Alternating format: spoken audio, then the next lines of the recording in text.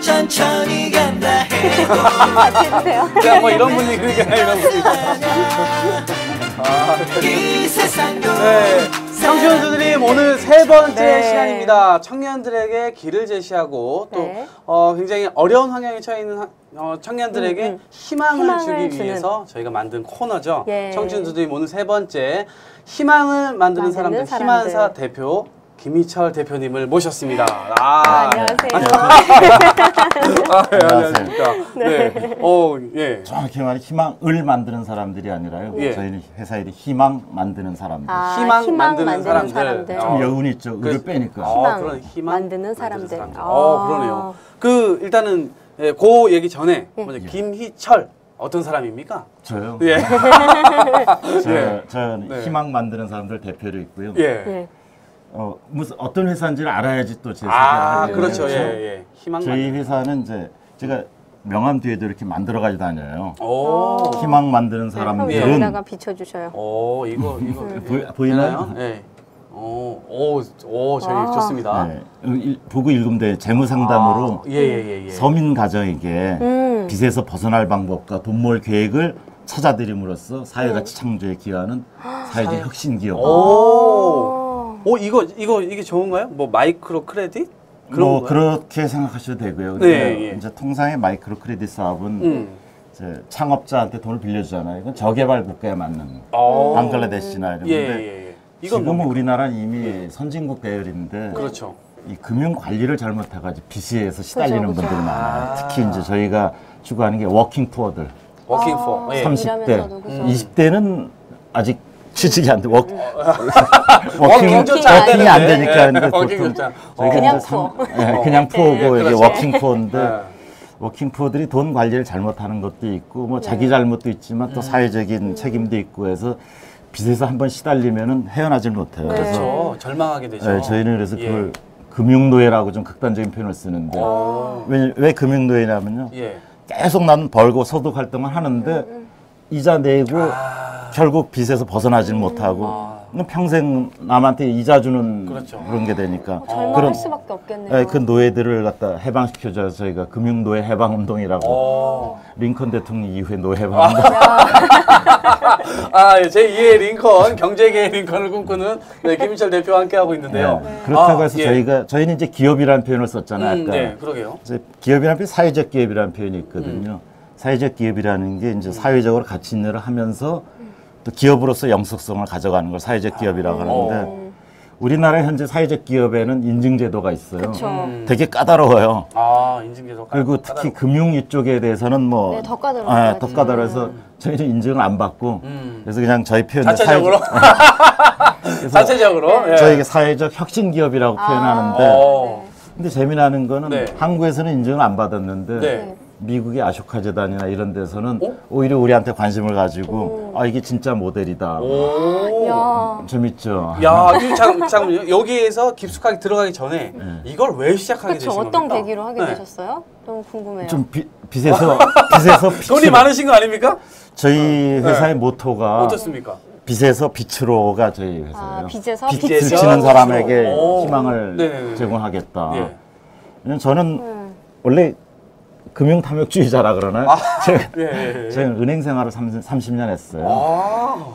완전 은행. 그것도 은행에 있으면서도 보통 은행원이 아니라 프라이빗 뱅킹이라고 고소득 계층에 있는 사람들만을 상담하는 걸 거의 한 20년간 그걸 했어요. 그래서 럭셔리한. 은행도 여러 군데를 거쳤고 원래 저를 만나시려면은 한 30억 이상 은행에 예측하고 열흘 전에 저한테 예약을 하면 제가 한 30분에서 1시간 만나드려요. 이거 저희는 고품격 방송입니다. 무료로 무료로 시청자분들도 그러면서 이제 전 지금도 뭐 대학에서 그 성공 부작이라는 강의도 하고 있는데 좀 어떤 한계성이라고 할까. 왜냐하면 돈이 있는 사람들한테 돈을 계속 버는 방법을 가르쳐 줄 필요가 있을까. 없죠. 그렇지.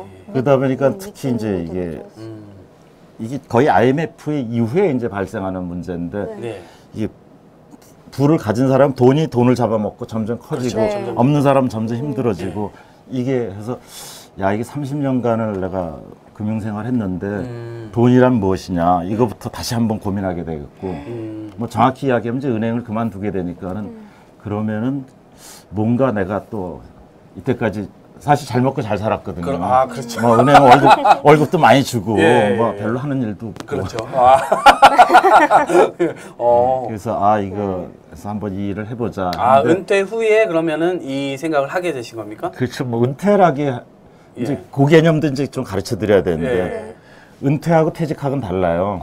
퇴직하고. 퇴직은 그렇죠. 이제 직장을 그만두고 은퇴라는 건 자기 경제 활동을 그만두는 건데 저는 은퇴는 안 할 거예요. 한 그렇죠. 퇴직까지는 계속 뭔가 해주셔야죠. 활동을 하면 되니까 뭐 벌이가 적어도 활동하는 게 그 은퇴한 거라고 볼 수 은퇴는 없으니까. 아니죠. 은행을 퇴직하면서 이런 생각을 하셨다. 그렇죠. 그래서 은퇴입니다. 그리고- 은행을 퇴직.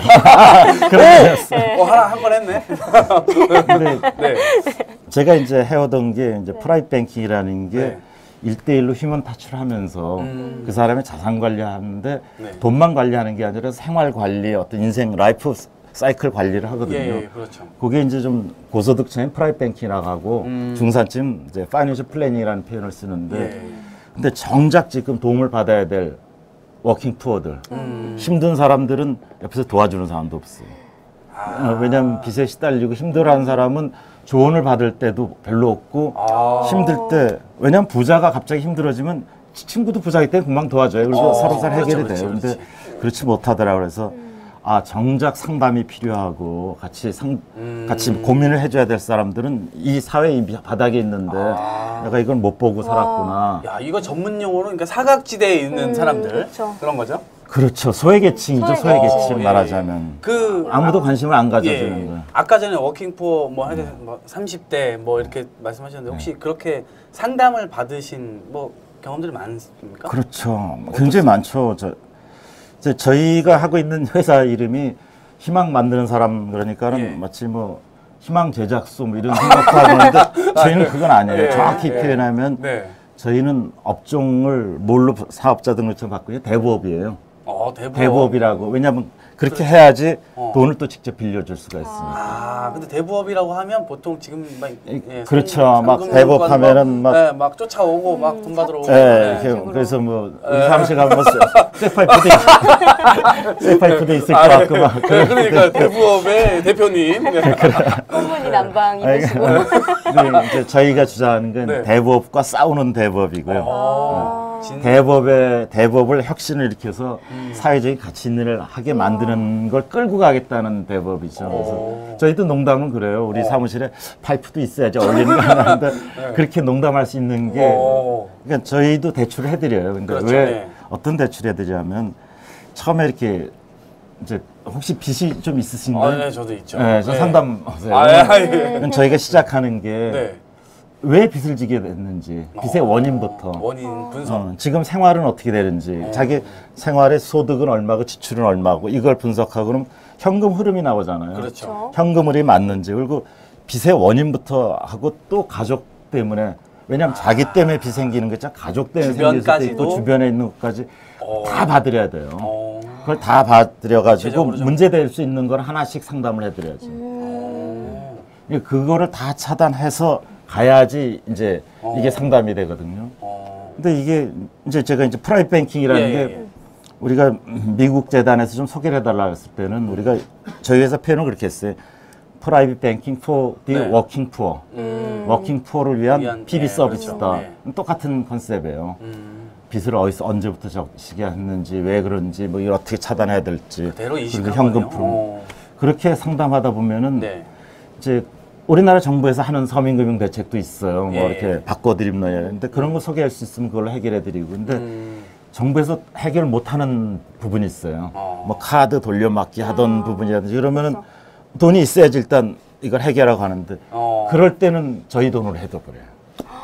그걸 하기 위해서 대법을 만든 거죠. 왜냐하면 도저히 예. 여기서 할 때면 돈이 있어야지 뭐 그치, 돈이 일단 있어. 그걸 먼저 문제를 막으니까. 해결하고 그 다음에 뭐 정부에서 하는 서민금융 대책 그걸 활용하고 예. 그 다음에 캐시플로 만들었는데 우선 당장 내일 뭐 연체 들어가고 그러면 신용이 더 떨어지는데 어떻게 할 거냐. 그럼 혹시 그걸 대출해 주려고 대법을. 뭐 최근이든 아니면 언제든 그렇게 해줬던 사례가 사례 있었나요? 구체적인 좀 그런 걸 30대? 듣고 싶어요. 사례들은 뭐 우리가 하는 일이 그건데 뭐 매일매일 사례가 일어나고 그렇죠, 있는데 그렇죠. 네, 저 재밌는 사례 뭐 어떻게 빚을 졌고 근데 그것도 갚아서 빚을 어떻게. 지는 원인이 네. 이제 많은 사람들이 그렇게 생각하더라고. 지가 생활 태도가 잘못돼서 빚을 졌을 거다. 뭐 그렇게 하는 사람들이 많아요. 그렇게 아는데 네. 사실은 그렇잖아요. 저희가 보기 한 7대 3 정도, 한 30%는 자기가 돈을 관리하는 습관이라든지 소비 이런 게 잘못된 것도 예. 있는데 70%는 어쩔 수 없는 사회적인 현상. 어. 왜냐하면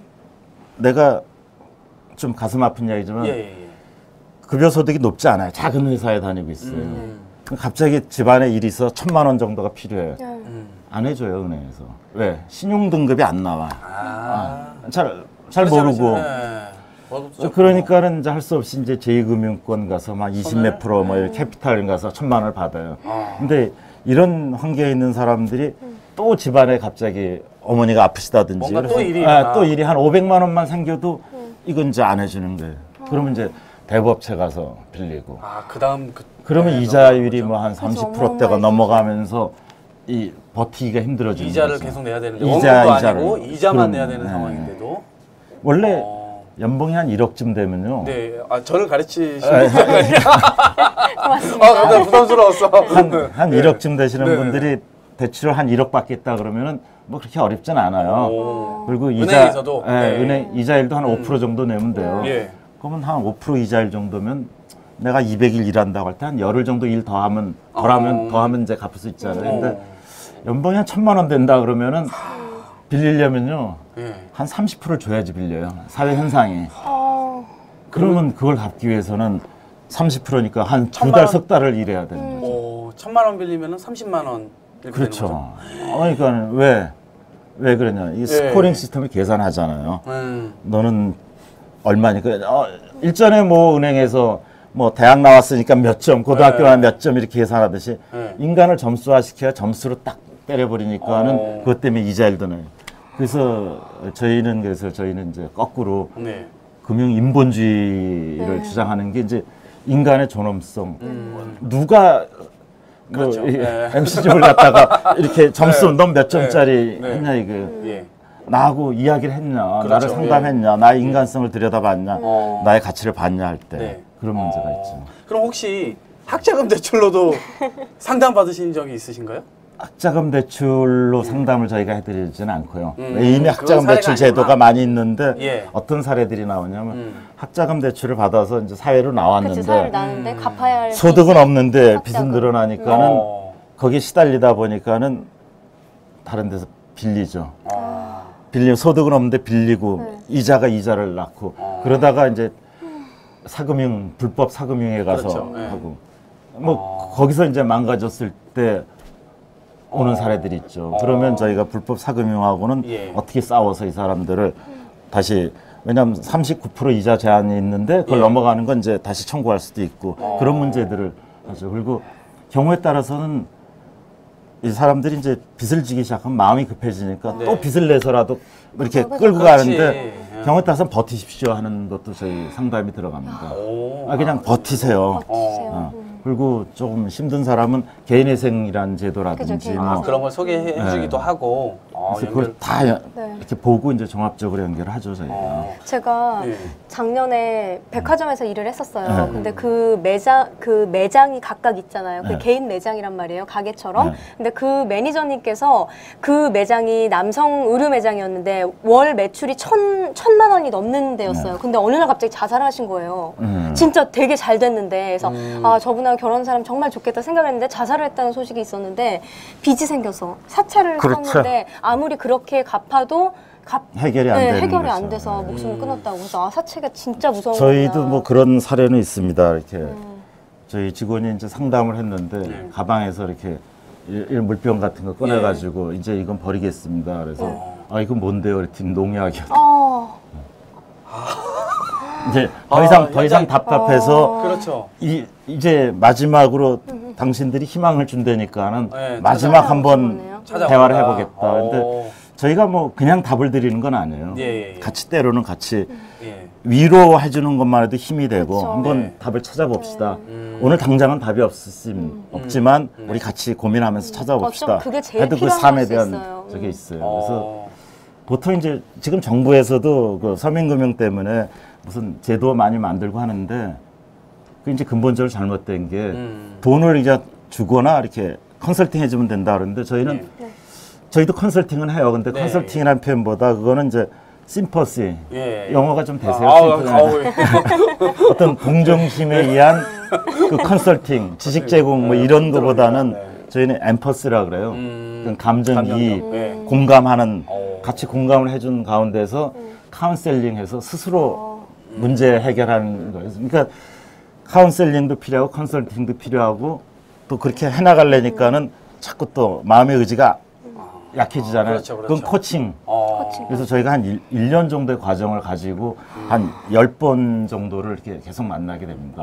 그러면 되게 이제 힐링도 되고 진짜 그렇게 케어링도 되고. 그렇게 해서 이제 힐링이 돼서 나간 경우들도 좀 있습니까? 그렇죠. 저희 한 3년 해왔는데 네. 저희가 지금까지 많이는 못 구했다고 봐요. 한 300여 가정을 구했다고 저희는 이제 가정이라는 표현을 쓰죠. 그렇죠. 사람을 하는 게 아니라 그 예. 가정 문제를 전부 보니까 그래서 되게 이게 이제 빚에 많이 시달리면 제일 먼저 일어나는 현상이 네. 이제 가정 해체가 일어나기 네. 시작하고 그렇죠. 그게 이제 불화가 범죄로 일어나고. 일어날 수도 있고 뭐 자살 뭐 이렇게 가는 근데 그런 현상들이 좀 가슴 아프죠. 그게 그냥 단순히 자기 소비 행태의 잘못이었다면은 예. 얼른 케어가 되는데 네. 그렇지 않은 경우가 더 훨씬 많아요. 지금. 그게 말하자면 이제 요새 말하는 이제 경제 민주화가 예. 덜 됐다 뭐 이렇게 그런 현상이라고 봐도 경제가 되죠. 좀 미숙하고 신경 써야 될 사람들은 놓치고 가버리게 되고 그리고 예. 특히 이제 젊은 사람들한테는 예. 소비 성향을 굉장히 불러일으켜 놓잖아요. 주변에서 계속 그렇죠. 텔레비 보세요. 광고도 계속 뭐 사라고 사라 그러잖아요. 오늘 돈도 없는데 자꾸 사라고 그래. 돈 없다니까 카드 있어 카드 계속 하잖아요. 무이자 줄게 막 이러잖아요. 그게 제가 피해자예요. 거기 빨리 들어가는 거예요. 네. 벌이는 없는데 무이자라니까. 특히 저희 이 청년들이 이 청춘 동아리 방송 굉장히 많이 봐요. 근데 이 친구들에게 권해주고 싶은 뭐 소비 행태. 그게 네. 빚을 쓰면 안 돼. 그러니까 결국에는 어쨌든 빚을 지지 않는 게 가장 중요한 문제잖아요. 그렇죠. 근데 어쩔 수 없이 지는 빚이라는 경우도 게 있지만. 이제 제가 가끔 이제 예. 그 젊은 친구들한테 그 이야기를 해주는데 그 선녀와 나무꾼 이야기 있어요. 선녀 나무꾼. 그 선녀가 이제 나무꾼이 나무를 하러 가는데 선녀가 죽을 써주는 거예요. 어. 그러니까 나무꾼이 네. 네가 죽을 써주면 내 기운이 없어 나무를 조금밖에 못 해온다. 옆집에서 꼬서라도 밥을 해주라. 그럼 내가 나무를 많이 해오면은 그걸로 벌어서 또 우리 잘 살게 된다. 그래서 그게 예전에 맞았어요. 그게 왜 맞았냐면 예. 고도로 성장하기 시기에 네. 그때 이제 빚을 내서 그때 집도 사놓으면 집값이 더 올라가니까는 뭐 그래서 그 성장인데 불행하게도 지금 이제 경제에 나오시는 분들은 적어도 10년 동안은 각오를 하셔야 됩니다.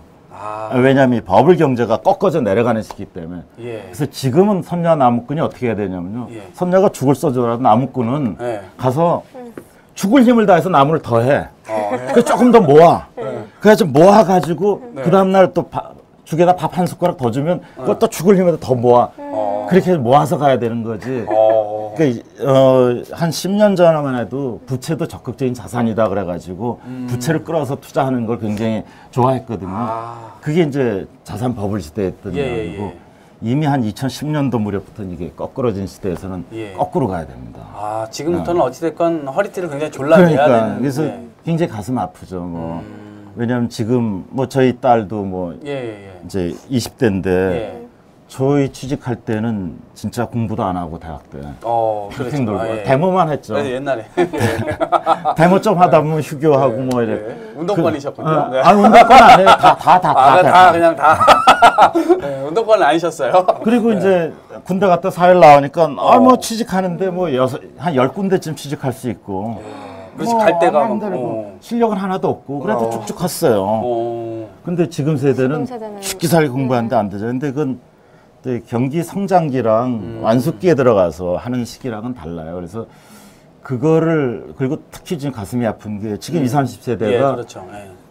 그런 호황기의 젊은 시절을 보냈어요. 사실은 굉장히 편한 분위기를 청소년기 보냈어요. 막 예. 보내고, 예, 그렇죠. 부유한 예. 그러니까 사달라는 거 다 사주시고 막. 저희 예. 세대는 그때 굉장히 힘들게 지내다가 예. 좋아지는 거고, 네. 근데 이게 좀 여유 있는 세대를 하다가 힘들어지는 세대로 들어가니까는 고통이 굉장히 심할 거예요. 심리적인 압박감이 더 심할 수밖에 없죠. 제가 저 옛날 이야기 하나 해줄까요? 예, 제가 해주세요. 그냥 뭐 나오세요. 예. 이게 빚에 관한 이야기인데 예. 제가 MC 하는 게 나을까요? 그래, 저희를 좀 이렇게. 예. 제가 이제 초등학교 적 이야기인데 초등학교 때? 저희 한 67, 8년도에 이제 그때 아이스크림이 5원이었어요. 아이스케이크. 소프트 아이스크림, 소프트 아이스크림 과자 있어가지고 이렇게 해주는 거. 버스값이 5원이었어요. 버스값이랑 버스 타는데. 아이스크림. 근데 저희 집이 한 초등학교 때 한 서정거장 되는 거리인데 네. 요거 집에서 10원을 받아와요. 그때 용돈 개념이 없어. 그러면 퇴근길 말고 뭐죠? 하교길. 학교를 퇴근하면서. 예, 좋습니다. 퇴근하면서 네. 굉장히 이제 고민하는 거예요. 네. 내가 버스를 타고 갈 거냐, 5원을 주고 아이스크림을 먹고 그렇지, 갈 거냐. 그렇지. 어차피 한 번 타고 갈 때는 5원을 썼으니까. 그러니까 네. 그러면 안 가고 이걸 먹으면 된다. 네. 그 유혹을 하잖아요. 지금 그렇지. 20, 30대 보면 거리에 나가면 얼마나 유혹을 해요. 내가 이걸 먹고 싶다. 확 다가온다. 예. 그 또 5원짜리 이렇게 사면은 1원짜리라 위에 하나 똑딱 이렇게 얹혀져 아이스크림을. 그럼 그걸 먹으면서 이제 집에까지 걸어가는데 암만 아껴 먹어도 한 정거장인 거 다 먹어버리는 거예요. 그럼 나머지 2정거장이 너무너무 괴로운 거예요. 왜? 자기가 가지고 있는 걸 거기다 소비하는 데다 지금 쓰고 있는 거예요. 근데 그러다가 어떤 사건이 터졌냐면 예. 월사금을 받았어요, 집에서. 월사금? 등록금. 네, 상당히 오래전에 학교를 다니신 걸로. 예, 등록금이 이제 가방에 있는데 네. 근데 학교 앞에서 이렇게 한 50원짜리 뭐 이렇게 뭐 돌아가는 걸 사는데 너무너무 갖고 장난감 같아. 장난감. 너무 갖고 싶은데. 예. 그 돈은 있잖아요, 주머니. 그렇지. 가방에. 있지. 월사금이 있죠. 예. 이제 등록금은 내가 50원을 아끼려면은 네. 아침 저녁을 갖다 버스를 안 타고 뛰어다니면은 50원이 5일이면 다시 그렇죠. 보충이 되는 네, 거라. 뭐하시죠? 그럼 내가 이걸 사고 이거로 등록금을 유혹. 5일 뒤에 내면 될 거 아니에요. 그럼 선생님이 왜 안 가져왔냐 그러면 그렇죠. 저 조금 뭐 며칠 뒤에 주신답니다. 그래서 그걸 샀죠.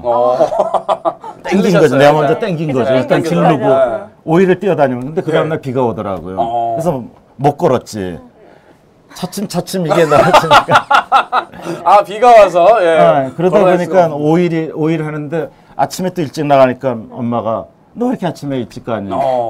그래서 의심을 사기 그래서 그러면 집에 올 때만 걸어오면은 열흘이면 그렇지. 되겠구나. 그럼 10일이지. 예. 이러다가 이제 집에 학교에서는 독촉하고 그리고 또 뭘 또 팔더라고 학교 앞에서.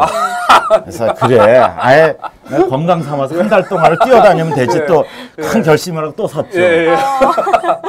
그게 감당이 안 되는 거예요. 지금 제가 왜 이 말씀 드리냐면 20, 30대가 생각해야 될 딱 그거예요. 저는 해결했어요. 어떻게 해결했겠어요? 어떻게 해결했습니까? 엄마한테 죽도록 맞았죠. 자, 우리가 그렇죠. 엄마한테 죽도록 맞고 해결했죠. 김한사 대표님, 김희철 대표님에게 상담을 받아도 될지 라고 심이 드는데, 바로 그런 거예요. 지금 이미 빚에 시달리는 분들도 많을 거예요. 그렇죠. 근데 그걸 편하게 해결했다고 생각하시면 안 돼요.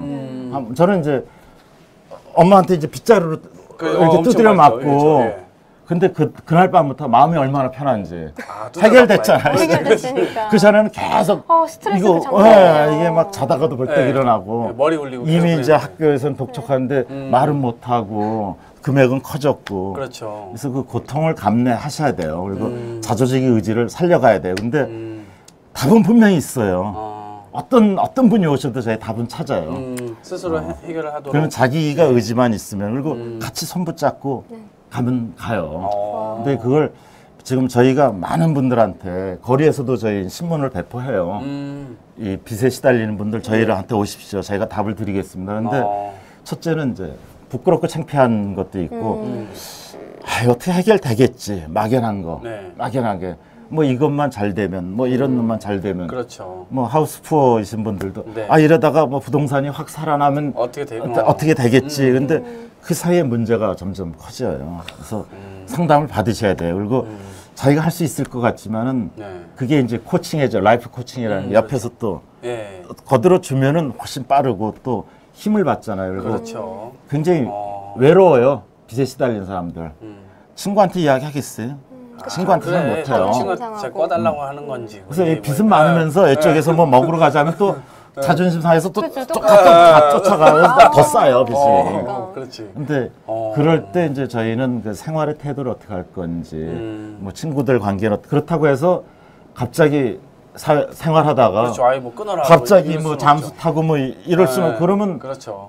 사회 성장하는데 또 문제가 될 수 있잖아요. 그래서 그런 것까지 감안해서 저희가 상담을 해드려요. 오, 예. 저희 한 10년 이상 된 베테랑들. 네.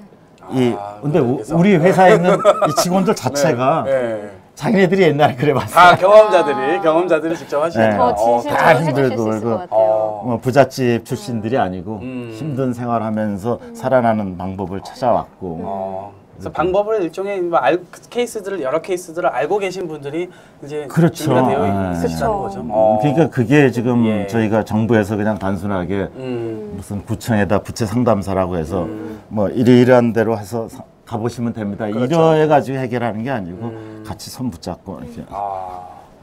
야, 오늘 저희가 지금 굉장히 짧은 시간 동안 굉장히 많은 얘기를 막 들었는데, 저희 이제 마지막으로 정리를 좀 해봐야 되는데, 지금 거의 4천만 명이 지금 이 방송을 보고 있는 것으로 그렇습니까? 네. 그런데 특히 2030 청년들에게 뭐 이렇게 멘토로서 또 해주셔야 될 말씀이 있다면 정리 말씀 또 부탁드리겠습니다. 여러분들 좀 자신 있게 사셔야 됩니다. 자신 있게. 근데 저런 그 자기 삶의 가치관 지금은 뭐라 그럴까 너무 돈에 전도돼 버렸어요. 돈이 아주 최우선이 돼 버렸어요.